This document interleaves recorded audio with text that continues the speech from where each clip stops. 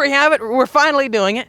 0 to 60 test between the all-new C8 Corvette and the 2020 GT500. Now, as you guys know, the manufacturer's suggested times are way quicker with the C8, but I do want to show you guys exactly how much more different the C8 is with putting down the power compared to the GT500. But it's not just all about that, because once you put down the power of the C8, then you're off to accelerating, and then to have these cars side by side to see what that's like, I wonder if that advantage the C8 Corvette has going, well, launching right away, will the GT500 just blow it away once we start going? So first of which, let's hop inside the C8 Corvette. I want to show you how many launch control with this vehicle, and then we'll do the same thing with the 500. Here we go, the car is turned on. Let's go into sport mode, double hit traction control. That'll turn on our competition setting. There we go, ESC competitive.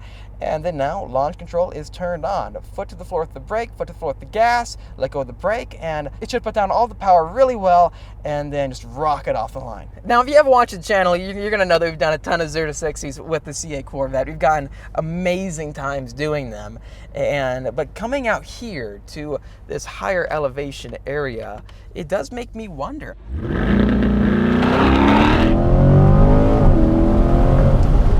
Wow, unbelievable. 3.5 right there, 3.5. So what I noticed was that this road is not the cleanest. This altitude running 3.5 second 0 to 60s. Are you kidding me?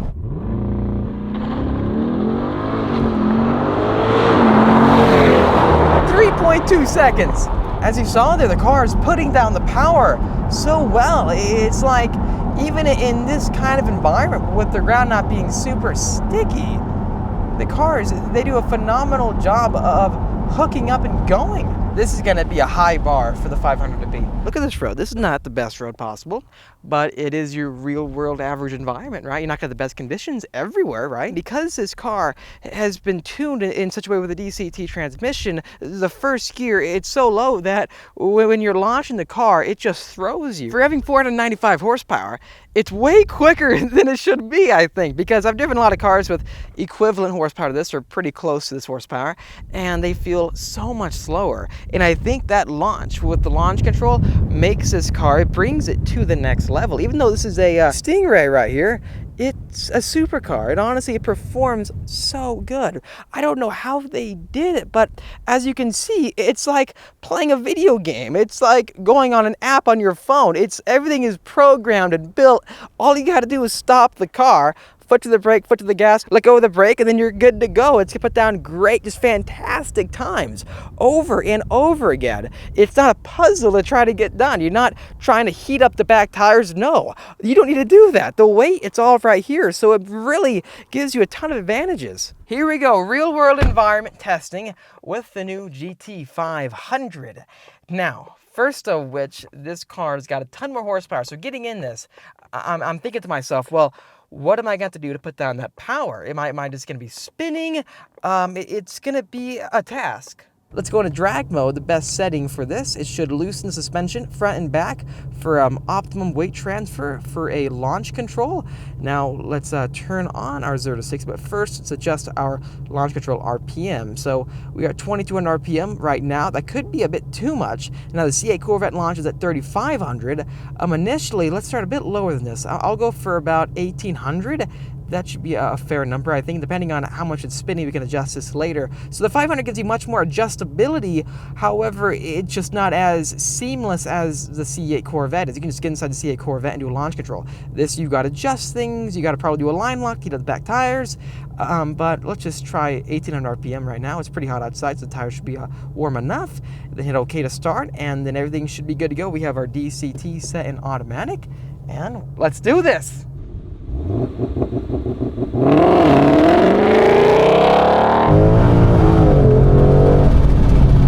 Spinning the entire way. Spinning ain't winning.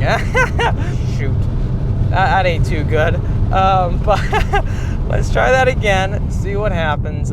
As you can see, even at that RPM, I'm fighting to put down the grip. I'm fighting the entire time. So let's try this again. This time I'm gonna be a little bit more gentle on the throttle, and the road actually looks pretty soft now. It looks pretty good for this test. So let's see what happens. One thing's for certain though, it sounds so good.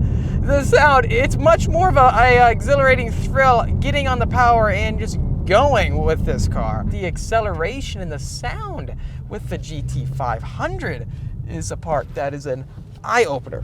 It's an absolute eye-opener, and it makes you pretty scared. Here we go, launch control. Bogged out. My gosh, 4.7 right there. Whew. So as you can see, we're spinning and spinning and spinning.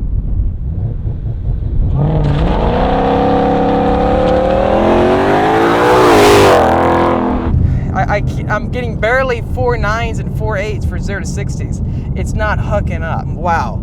So that's really showing you a lot. And these are brand new PS4 tires. The interesting part is that if I do a full throttle pull while rolling, it dead hooks. Dead hooks. But when I'm going 0 to 60, that initial launch, I'm in drag mode at the lowest RPM settings, and doesn't want to go. As a result of these tests, I made it my mission to get the fastest 0 to 60 time possible, and 3.67 seconds was the best, 100% stock. 3.67 seconds after dialing all numbers and settings in perfectly. For visualization purposes, we also compared launch controls side by side to show you how differently they function.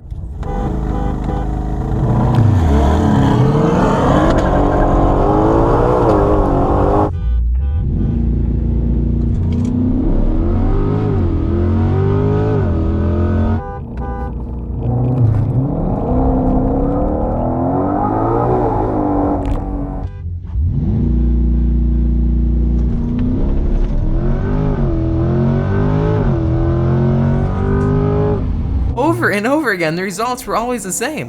The C8's launch control allows it to be a second faster than the 2020 GT500 at 0 to 60. Interestingly, both cars are equipped with Tremec's all-new DCTs, the GT500 with a 7-speed and the C8 with an 8-speed. Yet the functionality couldn't be any more different.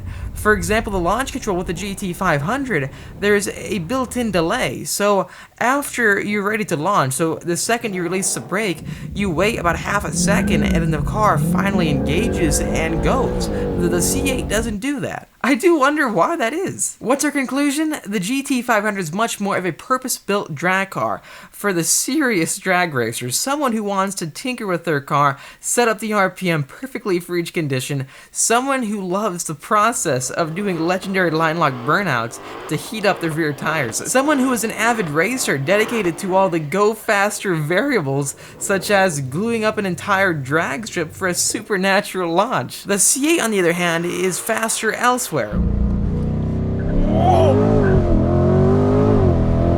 2.7, much quicker to 60, and seems to hold its lead, if not tie the GT500 down the quarter mile. Fastest time on a non-prepped surface, 11.4 in the C8 and 11.67 in the GT500. Can you believe that? What really got to me is that this is the same exact thing that happened at the GT500 track tour in media first drive. Mid to high 11-second quarter mile times over and over again at Las Vegas Motor Speedway drag strip. And the problem? That's going to be the launch. Without the super sticky glue, the platform sometimes gets overwhelmed by the power, at least in base model form, the advertised drag racer. I do wonder though if the track pack is going to be even better because it is lighter, has more downforce, and it has stickier tires, that being Cup 2s. At a prep drag strip though, the GT500 is unstoppable. Ultimate, it gets 10.6 in a quarter mile bare bones stock. We've actually done that. That shows you how good this car is. However, there's a catch. On a non-prep surface, without that glue on the ground, the Stingray is faster, based on our testing. The high-tech chassis, transmission, and electronics make the Vette like any other exotic supercar. Effortlessly fast. No burnout needed, easy to drive, fast. Well, hope you enjoyed this video. I thought the results were just so unexpected. Their performance is so similar to each other. Anyways, thanks for watching this video. If you liked it, make sure to hit that like button. It really does help me out. And subscribe for much more great content coming your way. I'll see all of you in the next episode.